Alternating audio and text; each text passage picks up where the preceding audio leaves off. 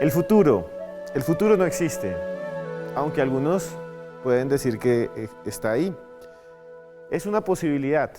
Y en este momento en que vivimos tiempos de cambio, tiempos de transformación, en Más Allá hemos querido tratar de analizar lo que nos pasa para prever lo que vendrá en este especial sobre el futuro post-pandemia en Más Allá.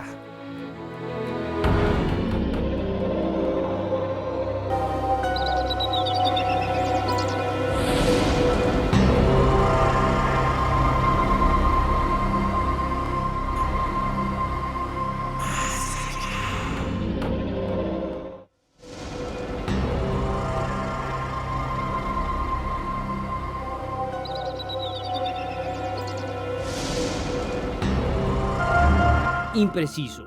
Siempre hemos querido conocer el futuro.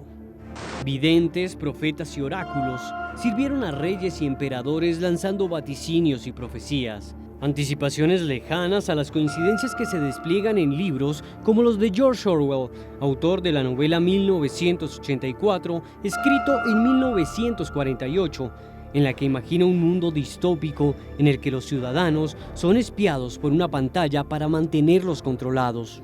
Una historia que se acerca a la cibervigilancia que vivimos y que fue llevada a la pantalla grande en el año de 1984. Where privacy is forbidden, the past forgotten. O las extrañas imágenes de 2001. Odisea en el espacio, una de las películas más aclamadas de Stanley Kubrick, en la que se muestra una videollamada. Anything special that you want? Yes, What? a telephone. Una tecnología muy distante del año 1967 cuando fue rodada. Acompáñenos esta noche a conocer las proyecciones sobre el futuro a partir de los cambios que hemos vivido por la pandemia, solo aquí, en Más Allá. Hemos vivido tiempos de cambio, de transformación. Yo mismo estoy acá en este estudio que es diferente del que siempre usábamos y además de eso casi siempre tenemos un tapabocas. Hoy me lo quito y me siento extraño porque cada vez que salgo, las pocas veces, lo utilizo. El mundo ha cambiado muy rápido y para analizarlo y para analizar nuestro futuro y algunos casos tenemos invitados aquí de lujos. De lujos porque son dos. Me acompaña Silvia. Muy buenas noches, Silvia Ramírez. ¿Cómo está usted? Buenas noches, ¿qué tal? Un gusto. ¿Cómo ve este momento en que estamos nosotros y cómo ve el futuro? Bueno, es tan emocionante o tan escalofriante como uno lo quiera ver, porque la clave aquí desde el punto de vista de la supervivencia emocional de uno está en aprender a disfrutar la incertidumbre. Ahorita querer hacer predicciones es un poquito, para mi gusto, es un poquito hacer de meteorología. Esto es algo que nunca nadie había vivido, pero mi actitud en general es optimista. Bueno, y también nos acompaña, es psicólogo, siempre ha venido a Más Allá. Aquí está el señor Edwin Olaya. Edwin, usted como psicólogo, muy buenas noches, y usted como psicólogo, ¿cómo ve lo que estamos viviendo y cómo ve nuestro futuro? Bueno, primero Esteban, Silvia, buenas noches, a todos los televidentes, buenas noches, gracias por acompañarnos. Y bueno, el futuro, la cuestión con el futuro en realidad para ser bastante concreto es que no existe, el futuro todavía no ha llegado. En consecuencia, uno de los grandes problemas que existen en los seres humanos es empezar a vivir en lo que no existe. Yo creo que el mayor desafío en este momento, más que el futuro, es empezar a pensar sobre el presente y actuar sobre el presente.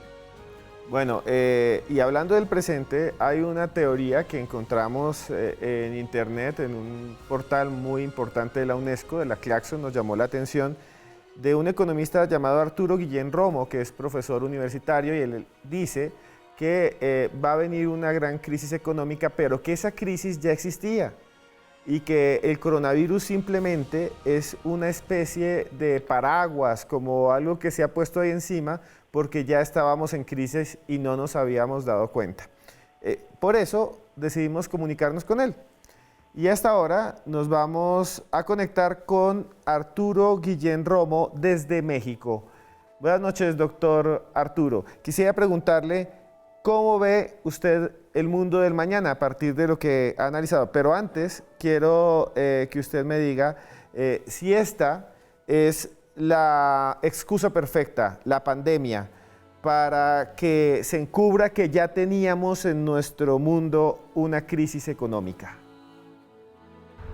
Bueno, ese es un punto de vista que yo tengo en el sentido de que se nos está tratando de decir que la pandemia del coronavirus es la causa de que la economía esté en las condiciones en que se encuentra. O sea, como vemos ahorita ya todo el mundo está en crisis económica, no solamente con el problema de la pandemia, y se nos ha tratado de vender esa idea de que todo viene de allí, cuando en realidad lo que yo sostengo es que estos problemas vienen de atrás, que ya antes de que estallara el problema de la pandemia, las economías se estaban desacelerando de manera muy notable, ya se estaba esperando una recesión, y lo único que ha hecho la pandemia es detonar este fenómeno. Entonces pasamos, como dice algún otro economista, de la gran recesión de 2008-2009, pasamos al gran estancamiento. Y es en ese contexto pues que viene el asunto de la pandemia. ¿Y qué es lo que se está haciendo? Pues básicamente lo mismo, pues se está teniendo que recurrir a mecanismos monetarios, así como a mecanismos fiscales. Pero el problema con los mecanismos monetarios es que desde hace muchos años el capitalismo vive en una situación, como decimos los economistas, de financiarización, y el peligro es que toda esa liquidez que se está acumulando en los mercados se desvíe fundamentalmente hacia la especulación financiera y no resuelva los problemas de fondo de la economía. Desde luego una parte de esos recursos tendrán que ir a parar, los recursos fiscales, sobre todo a los sectores más pobres de las poblaciones de nuestros países, pero una buena parte va a utilizarse para salvar a las grandes corporaciones y a los bancos. Y, doctor, ahora sí quisiera preguntarle lo que le había hecho antes. ¿Cómo ve usted el futuro? ¿Cómo ve el mundo del mañana en medio de estas crisis? ¿Qué nos espera?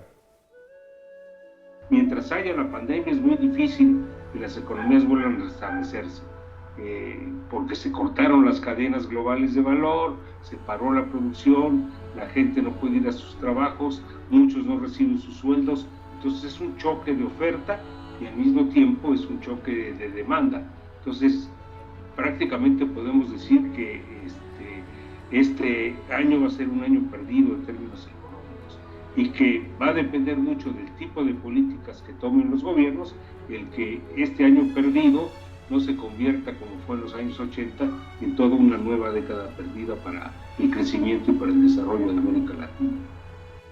Gracias, doctor Guillén. Y quisiera preguntarle también rápidamente a Silvia, que nos acompaña también. El doctor Guillén dice que ya había un problema antes en la economía y mucha gente nos lo ha dicho, que ya había cosas que estaban mal, el ambiente, que veníamos acumulando muchas cosas. ¿Es la pandemia también una forma en que podemos darnos cuenta, como parar y cambiar y mejorar? Claro, la pandemia está funcionando como un líquido revelador que le está mostrando a mucha gente qué es lo verdaderamente importante. Como lo dijo, creo que lo dijo Ricardo Darín, el actor hace muy poquito, el problema es que solamente estamos consumiendo lo indispensable. Entonces esta pandemia lo que nos está haciendo notar es que de pronto no necesitábamos tantas cosas como nos están haciendo creer. Y lo otro es entender que un problema de las dimensiones que estamos viviendo es imposible que se haya causado en 2 meses. De verdad este sistema estaba funcionando a partir de la inequidad. Entonces esto, para mi gusto, es sobre todo la hora de replantear por qué es que la gente se enriquece en el mundo. Para mi gusto, la idea de ahora en adelante es, a la hora de querer enriquecerse, de participar en el sistema económico, es pensar yo cómo puedo aportar valor y ya no yo cómo puedo ponerle trampas al centavo para enriquecerme sin hacer nada, que en mi sentir es lo que corrompía el sistema desde dentro.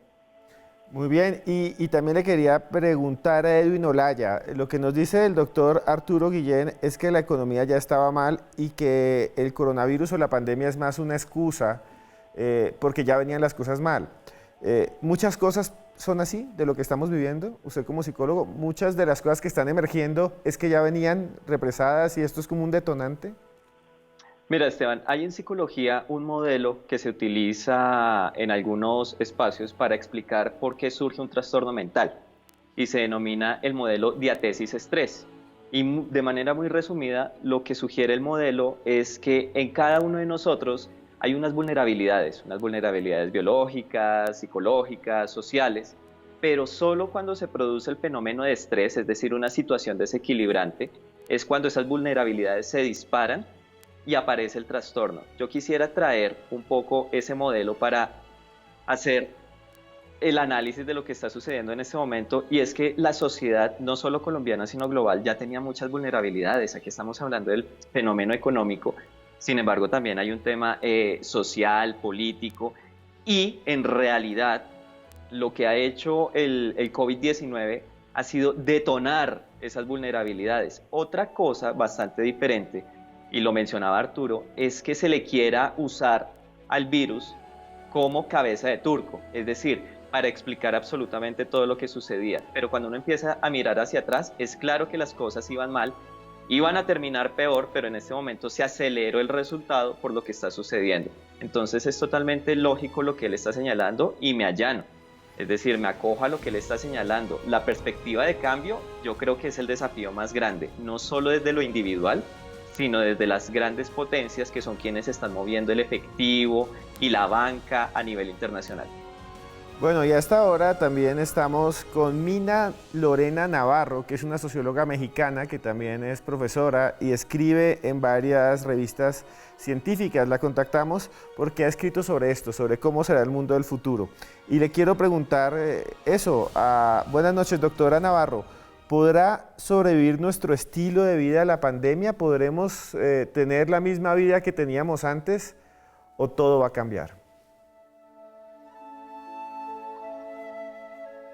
Pues mire, Esteban, creo que es difícil de decirlo en términos absolutos. Yo creo que lo que esta pandemia nos ha mostrado es que podemos, digamos, esta pandemia ha sacado lo mejor y lo peor de nosotros también, y yo creo que esa es una cuestión que está abierta y que depende de nosotros, depende de lo que como colectividades, como sociedad humana, queramos y vayamos pudiendo hacer, pero al menos lo que yo te puedo decir es que deseo, y creo que mucha gente se va sintonizando en un profundo deseo, anhelo de que efectivamente esta crisis sanitaria y esta crisis ecológica, de la cual es parte esta crisis sanitaria, pues realmente sea una oportunidad para poder transformar de manera más profunda, como tú me has planteado, estos estilos de vida, pero en general nuestros modos de vida, nuestros modos de relación, donde la solidaridad y la cooperación se vuelva una dinámica central en la forma en la que vamos sacando nuestra vida adelante, y que no sea el egoísmo, que no sea el individualismo, que no sea el racismo. Vemos que también en muchos lugares de nuestro continente el racismo ha sido una señal, un comportamiento, por ejemplo, contra los trabajadores y trabajadoras de la salud. Gracias, doctora Navarro.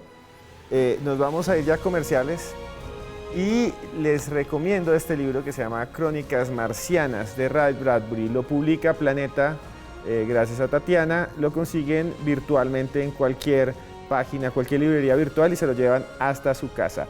Todas las opiniones esta noche con el numeral Futuro Más Allá.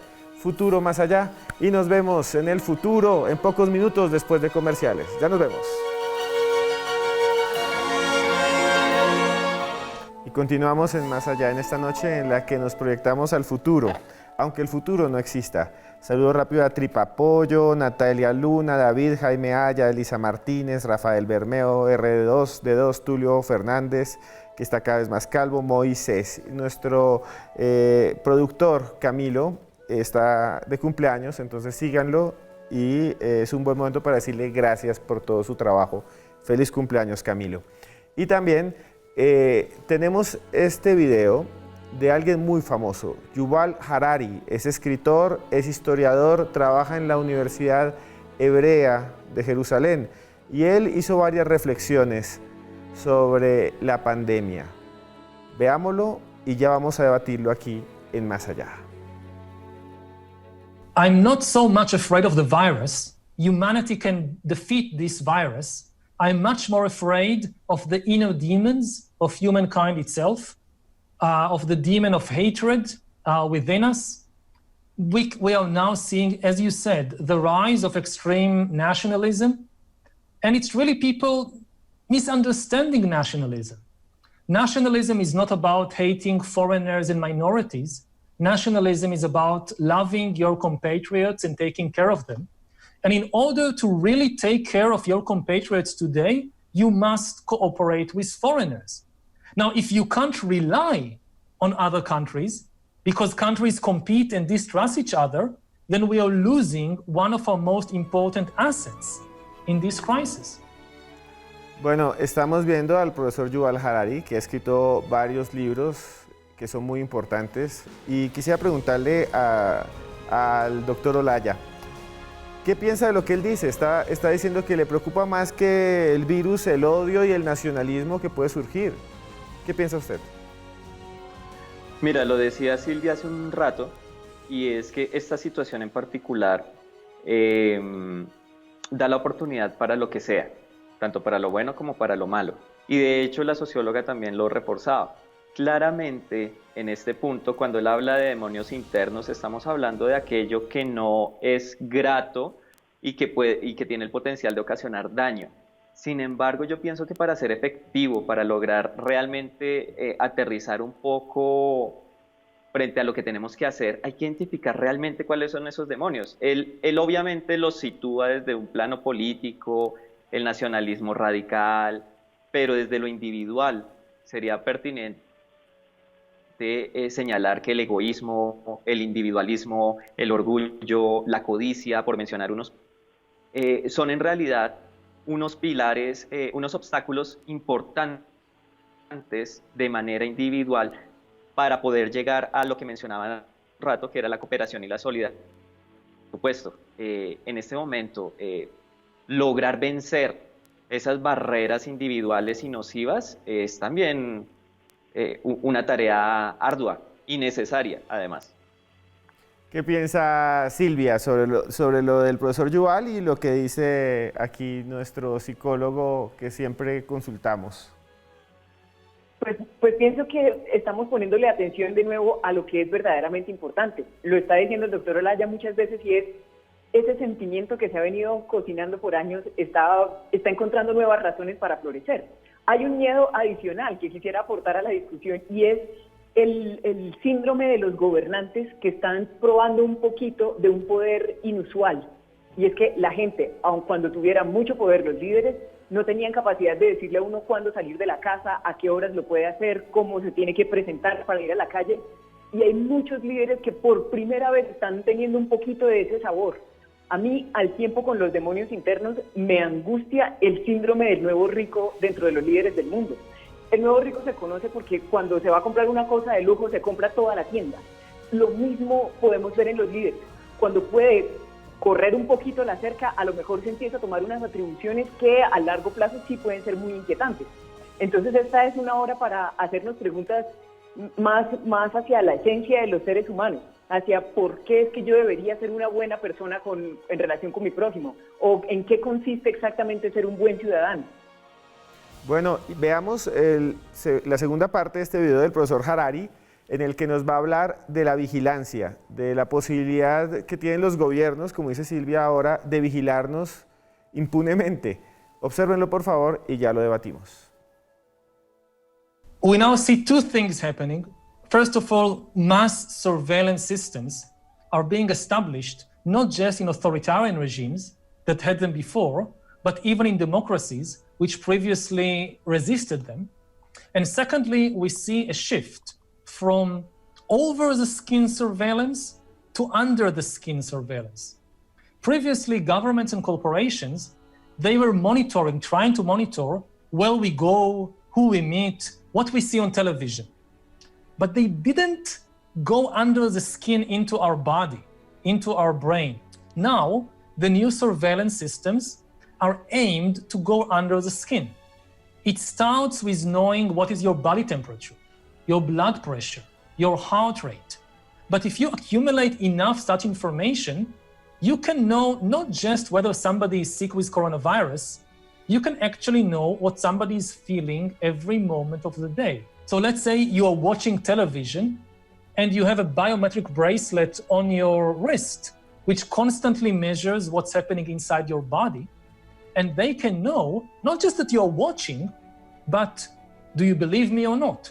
Are you afraid? Are you angry? Are you excited? Silvia, ¿qué piensa usted de esto que nos dice el profesor Harari? Que tal vez lo que más asusta es que nos están vigilando debajo de la piel, que ya va con nuestros cuerpos y que el mundo del mañana puede ser eso también. Lo que más me preocupa es que, como en todas las emergencias, en un incendio, en un terremoto, lo que sea, quien tenga el control de la narrativa va a tener el control de la situación.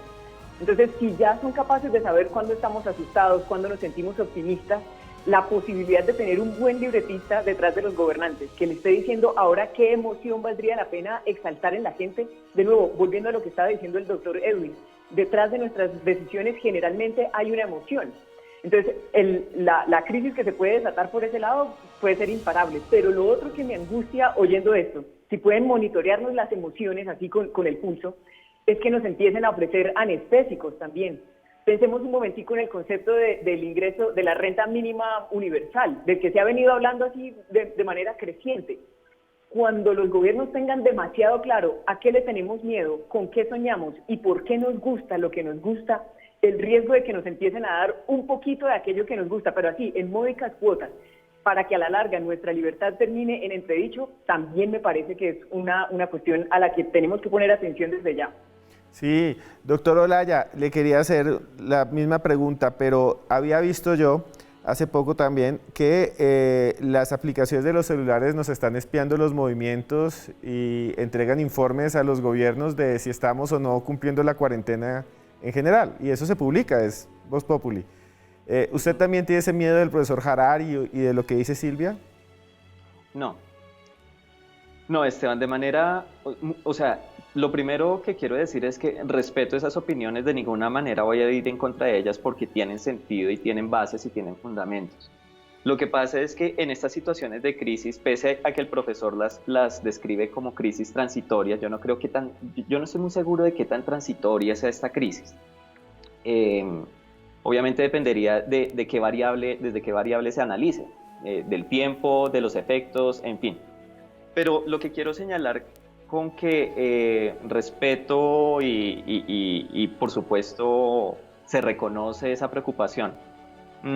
Estas crisis lo que hacen es disparar la paranoia, y eso es algo que hay que tener muy presente, ¿sí? Es decir, del COVID-19 al gran hermano, en muchas mentes ya solo hay 2 pasos de distancia.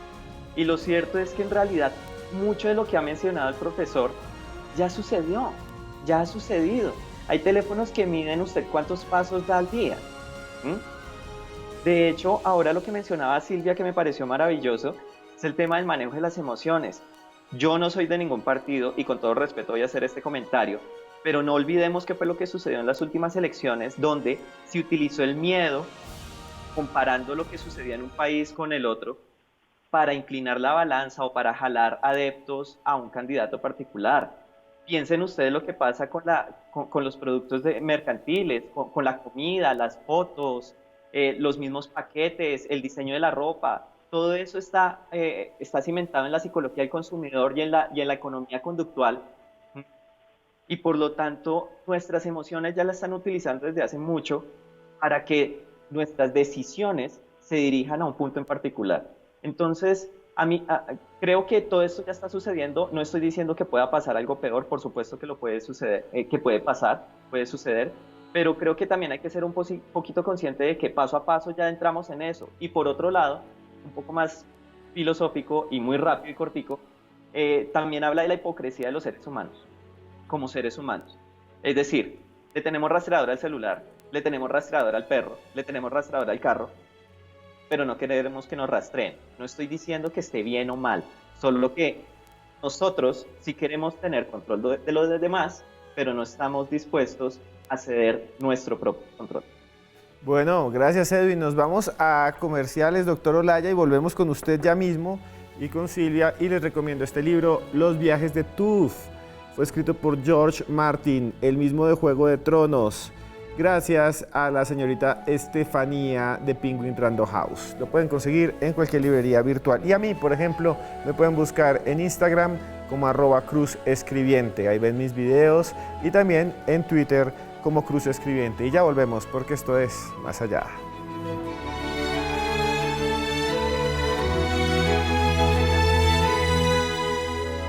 Continuamos en Más Allá, un saludo rápido. Aquí está Datísimo, también está El Desconectado y un saludo grande a todos los que nos ven desde México y desde Chile por YouTube. Gracias a ustedes por estar ahí. Pues bueno, estuvimos investigando y en el mundo han surgido movimientos extraños, como este que van a empezar a ver. En Inglaterra, las personas han salido a los bosques en medio del confinamiento y abrazan los árboles. Parece que es algo normal, pero se ha vuelto masivo en algunas zonas rurales en las cuales pueden salir. Entonces, tan pronto pueden salir a hacer ejercicio, se suben además a los árboles. Entonces, es un movimiento bastante extraño. Quería preguntarle a Silvia rápidamente, ¿por qué se dan estas cosas? O sea, ¿por qué la gente cuando puede salir un momento, les dan tiempo para ir a descanso o caminar, se suben a los árboles? ¿Es algo como muy volver a lo primitivo? Yo quisiera tener una respuesta menos metafísica y más seria para eso, pero es que a mí me parece, y lo digo porque yo abrazo árboles, a mí me parece que es porque la energía que tiene un árbol es mucha y lo que uno está buscando es un intercambio. La misma lógica de cuando uno va, por ejemplo, a un concierto, o por qué no se siente lo mismo tener una conversación telefónica con un amigo o verlo. Ese intercambio energético es una pulsión prácticamente irresistible en los seres humanos. Lo digo sobre todo por mi experiencia. Yo sí abrazo árboles y, por cierto, a la audiencia te lo recomiendo, es muy terapéutico. Pues bueno, consultamos a una antropóloga del Instituto Colombiano de Antropología. Se llama Nuris Cantillo. Un abrazo a ella grandísimo. Y hasta ahora se conecta. Quiero preguntarle, Nuris, ¿por qué surgen estos movimientos y qué es lo que conecta a esta gente? O sea, ¿por qué lo hace? La práctica de abrazar árboles es muy antigua y yo quiero destacar de dónde surge esta práctica. Se remonta a la India, a Jodhpur, a 1730, en donde los dirigentes de esta ciudad, para construir un palacio, querían tumbar un bosque. Y los vecinos de ese bosque abrazan los árboles para que no sean talados con un destino fatal, porque en vez de proteger los árboles, lo que hicieron fue masacrar a más de 300 personas. Esa es la historia del origen, o porque se hizo visible el abrazar árboles. Y es esa tensión entre construir un palacio o proteger un bosque. La comunidad, que es la comunidad de Vishnu, esta comunidad siguió celebrando, rememorando esta historia trágica año tras año y dio origen a otro movimiento en la India que es el movimiento Chipko, en el que también en la década de 1970, para evitar una tala industrial, se abrazaron a los árboles. Este comportamiento ha tenido unas transformaciones, la visibilización de estos hechos en los medios de comunicación, la memoria, ha tenido un significado muy grande para los movimientos ambientales, pero de pasar de ser un movimiento ambiental se ha convertido en una fuente nueva de espiritualidad, lo que llamaríamos una ecoespiritualidad. Resulta que como el coronavirus ha sido analizado como una de las situaciones que ocurren en relación con el cambio climático, en un sistema económico que cree que podemos crecer indefinidamente en un mundo limitado, y al destruir los bosques, al destruir las especies, también destruimos la defensa natural o el control natural a los efectos patógenos.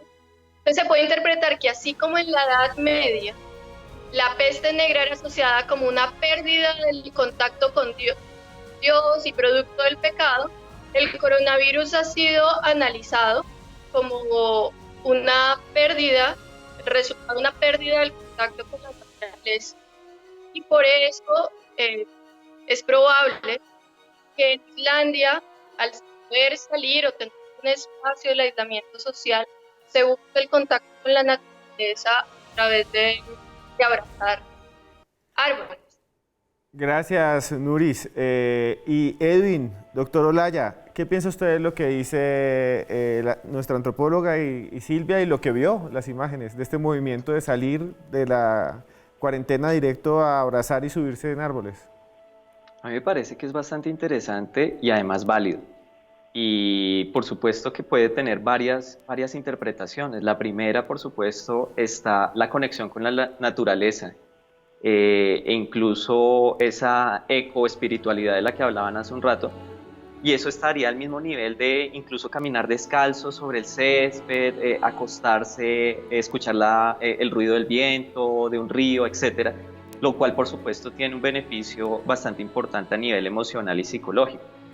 Pero también podría tener la interpretación de que, teniendo en cuenta que el contacto físico entre humanos ya no es tan viable, el contacto con algo como un árbol puede llegar a compensar esa necesidad. Además que recordemos que el contacto físico para los seres humanos, y teniendo en cuenta la respuesta fisiológica que genera un abrazo, es bastante necesario e impactante, entonces puede ser una compensación. Por otro lado, también podría ser un llamado al equilibrio, un llamado a reparar y a reconciliar la relación tan fracturada que tenemos con la naturaleza.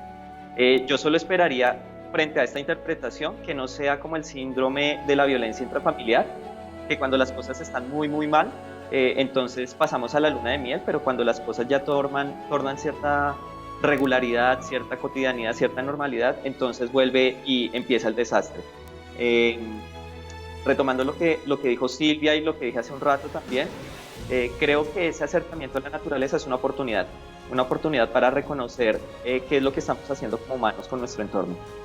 Bueno, doctor Olaya, quiero que vea otra postura ahora, algo que sucedió también que es completamente distinto. Observen estas imágenes y les voy contando. Lo que van a ver es un niño jugando en un parque, pero no está abrazando árboles, sino que su padre le ha hecho un traje protector contra todo tipo de gérmenes. Y esto es en Asia. Y además de eso lo piensa vender y hay gente que se lo está comprando para sacar a sus hijos como si fueran una especie de esferas asépticas al mundo. Quiero empezar por usted otra vez, doctor Olaya, y después vamos con Silvia. ¿Qué piensa usted de eso, de ese comportamiento? ¿Será el mundo del futuro? Silvia, yo no sé qué tan del futuro sea. Yo personalmente esperaría que no, si las circunstancias obviamente lo permiten. Silvia utilizó una palabra en la primera intervención que hizo que me parece clave en este punto, y es supervivencia. A mí personalmente este traje me parece una respuesta muy frontal, ¿sí? Cuando digo frontal me refiero a nuestra área del cerebro, que en realidad en donde está la lógica y el raciocinio y demás. Es una respuesta muy frontal a un impulso muy de supervivencia, muy instintivo. Y por supuesto puede haber alternativas un poco más excéntricas, mucho más excéntricas, infinitamente más excéntricas, y pueden ser incluso funcionales. Pero creo que eso se anida también en lo que hablaba hace un rato, que tiene que ver con la paranoia, con la hipervigilancia. O sea, creo que hay medidas pertinentes, hay medidas adecuadas para restringir, por ejemplo, el contagio, porque contrariamente a lo que le está apuntando este traje es que la persona pueda salir, pero igual está aislada del otro.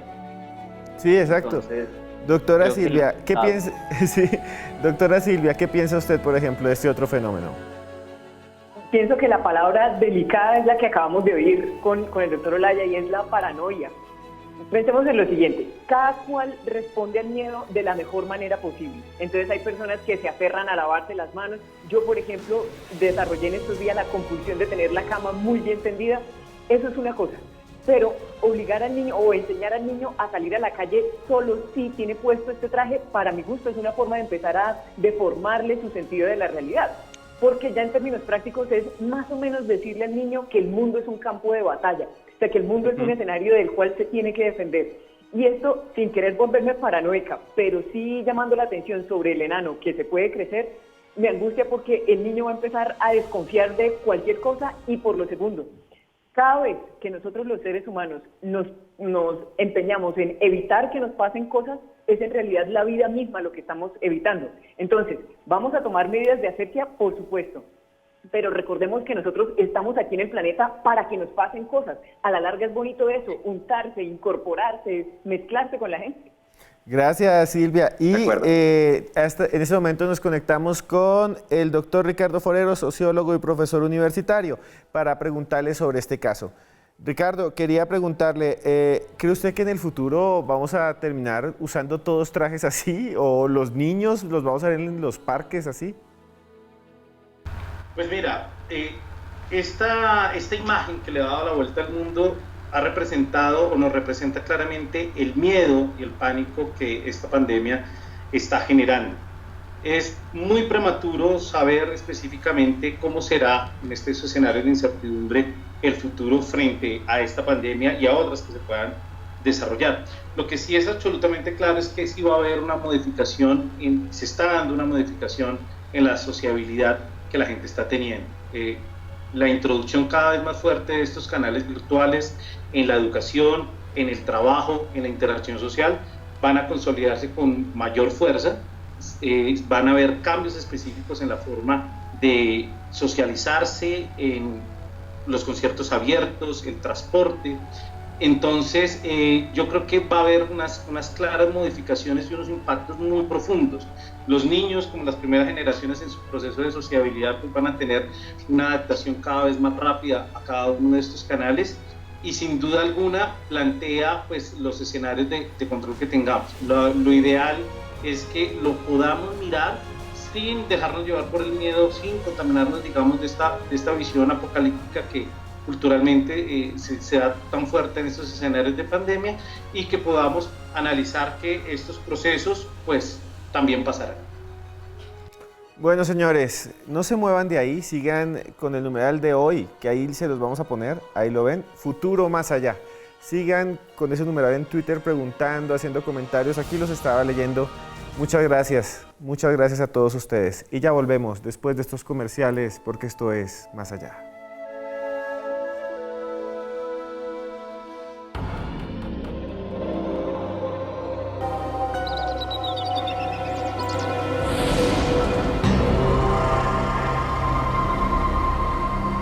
Bueno, señores, y este es el momento en que vuelve Joana Arenas, como siempre, a su sección que se llama Más Allá Plus. Muy buenas noches, Joana.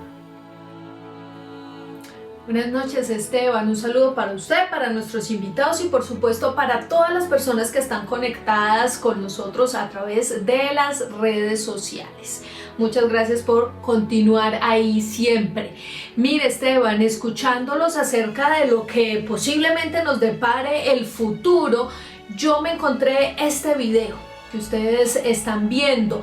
Es de un youtuber e ingeniero que creó lo que él llamó un cañón láser para el distanciamiento social.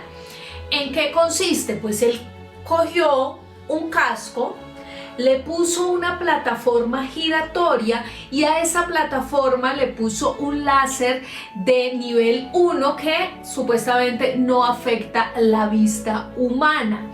Lo que él pretende con esto es que el láser genere un radio de 2 metros de distancia, de manera que usted pueda saber hasta qué punto llegar para evitar el contacto con otros seres humanos y de esa manera, por supuesto, evitar el contagio de enfermedades como el COVID-19.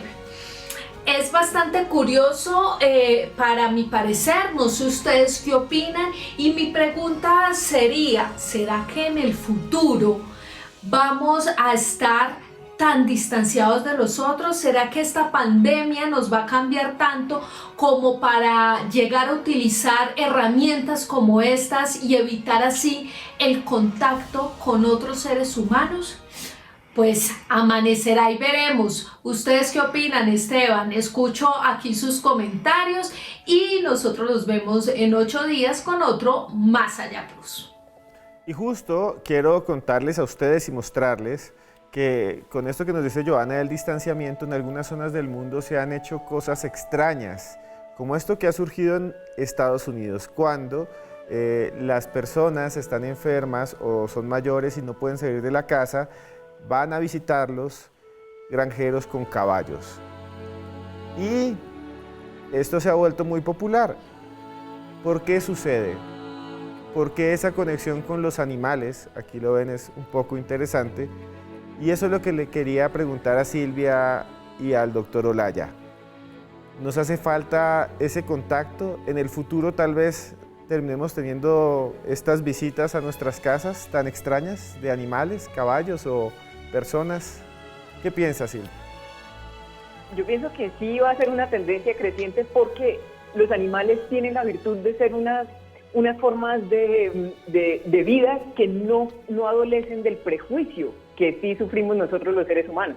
Entonces eso, como me llamó la atención cuando lo decía el doctor Edwin, no puede ser una forma de suplir el contacto con los humanos, sino una terapia que complementa la interacción. Pero antes de eso hay una cosa muy importante, cuidado con esos dispositivos de aislamiento social, porque mientras oía la nota que preparó Joana, lo que yo pensé es, si esto hace carrera, nos vamos a sumir en una lógica donde la mejor forma de defensa sea el ataque. Entonces, de nuevo, no está pasando ahora mismo, pero hay que seguir estos fenómenos muy de cerquita, porque una cosa es recibir la visita de caballos en casa para sentirme incorporado a la expresión de la vida, pero otra cosa es querer defenderme ya rayando en el plano de lo que es bélico. Cuidado ahí. Doctor Olaya, brevemente, ¿qué piensa? A mí me parece el tema del famoso casco muy extremo y no creo que se masifique. Yo creo que ese tipo de alternativas van a ser más esporádicas que una norma social en realidad. Además de lo que dice Silvia, a mí lo que me inquieta en realidad de ese tipo de dispositivos es que no hay detrás un pensamiento, una idea, un propósito de cooperación y solidaridad. Sencillamente es una actividad más de individualismo y egoísmo. Y eso es precisamente lo que hay que derribar en estos días. Y con el tema de los animales, a mí sabes que no me parece para nada en absoluto extraño, porque precisamente en psicología hay terapia asistida con animales. Con bases científicas, se hace con caballos, se ha hecho con perros que se entrenan y demás, porque las terapias que se apoyan de ese tipo de los animales, no solo han demostrado mejorías en funciones físicas, cognitivas y emocionales, sino que también han mejorado los niveles de motivación, de emoción en las personas. Entonces no me parece tan descabellado. De hecho, a mí me parecería algo muy interesante preguntarle a nuestros tuiteros, a los que nos acompañan en el programa, cómo les ha ido en el confinamiento con sus mascotas. Y contrastaríamos eso con aquellos que no tienen mascotas. Les aseguro que el funcionamiento, al menos emocional, con quienes tienen mascotas, pese a que es un estrés más, sacarlos y demás, es mucho mejor. O sea que extraño no me parece. Yo pensaría que incluso en una sociedad es necesario que haya animales. Muy bien, y sobre los animales le quiero preguntar, que tenemos en línea a nuestra antropóloga Nuris Cantillo, que trabaja en el Instituto Colombiano de Antropología. ¿Es posible que los animales puedan sanar en parte a los humanos? No lo digo en términos de sanación total física, sino emocional. ¿Puedan ayudarnos? Sí, sin duda. Hay muchas terapias para tratamientos, por ejemplo, hay conocimiento de las terapias con animales para tratar el autismo, por ejemplo. Esto hace parte de un tipo de terapias que se llama terapia asistida con animales y se relaciona con la capacidad de generar empatía, afectividad con los animales. Ahora, si este tipo de terapia puede contribuir a aumentar las defensas, es lo que tendríamos que analizar. Sí existe algo que se llama la efectividad simbólica de ciertas prácticas y es algo así como el efecto placebo. ¿En qué consiste el efecto placebo? Y es que el efecto placebo normalmente hace referencia a un medicamento que químicamente no tiene un resultado sobre la enfermedad que se trata, pero el convencimiento de su funcionamiento sí tiene un efecto sobre la enfermedad. Y pues acá no estaríamos hablando de un efecto placebo en una sustancia que se consume, pero sí de una práctica en donde existe una concepción del caballo, representa la fuerza, y una transformación de la emocionalidad de las personas mayores, en ocasiones aisladas, y esta emotividad sí se ha analizado que puede tener un efecto sobre la corteza frontal, la producción de neurotransmisores como la dopamina, que activa el sistema de recompensa en el cerebro y puede aumentar la respuesta humana, por ejemplo, al estrés, a la tristeza y, ¿por qué no?, fortalecer el sistema de defensa de las personas. Gracias Nuris por estar ahí, por darnos esas claridades. Se nos acaba el tiempo. Solo quisiera decirle a Silvia que si nos puede dar su conclusión final rápidamente y nos cuente también dónde pueden contactarla si alguien quiere conseguirla. Muchas gracias. Bueno, mi opinión final es que hay que ver al futuro con una actitud optimista, recordando que el optimismo no es una cosa con la que uno nace o no nace, es algo que se puede decidir. Porque si los seres humanos no creemos un poquito que nos puede ir bien, difícilmente vamos a ser capaces de salir de la cama todos los días. Por otra parte, los invito a que me acompañen en mis redes sociales. Estoy en todas partes como @Silvia, atención, la primera I en mi nombre es Y, @Silvia Network, y ahí estamos conectados. Gracias por estar aquí nuevamente en Más Allá. También señor Edwin Olaya, doctor Olaya, ¿nos puede contar su conclusión y dónde lo pueden seguir? Sí, claro que sí. Mira, Esteban, y para todos los que nos están viendo, pese a lo crítica que se ve esta situación, en realidad es una oportunidad para reconocer dónde estamos, lo que somos y con lo que contamos. Y a partir de ahí empezar a tomar dominio sobre lo que podemos cambiar y sobre lo que no. Y eso implica aceptar. Cuando se aceptan cosas que no podemos controlar y que no podemos cambiar, créanme que el pensamiento y las emociones empiezan a fluir de otra manera. Hay que concentrarse en los hechos, no tanto en los juicios. No dejar que nuestra mente nos empiece a hablar cosas sobre las que no sabemos o que no existen. Hay que convertir esto en una oportunidad para cada uno y como sociedad. Y mis redes, Edwin Olaya, por Twitter, Instagram y Facebook. Gracias, doctor. Gracias por estar aquí en Más Allá. Y todos ustedes, muchas gracias por estar aquí. A todos ustedes los queremos mucho, de verdad, de corazón. Lávense las manos, estén con las personas que quieren. Feliz cumpleaños a Camilo y nos vemos dentro de 8 días aquí nuevamente, porque entre más lejos que andemos siempre habrá un más allá.